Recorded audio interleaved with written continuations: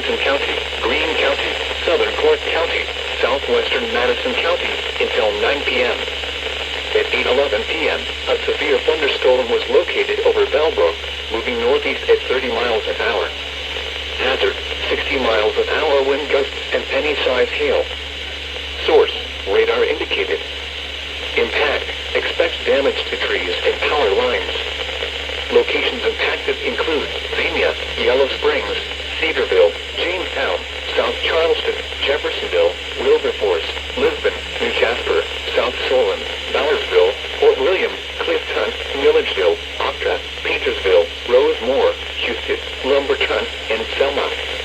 This includes I-71 in Ohio between mile markers 56 and 72.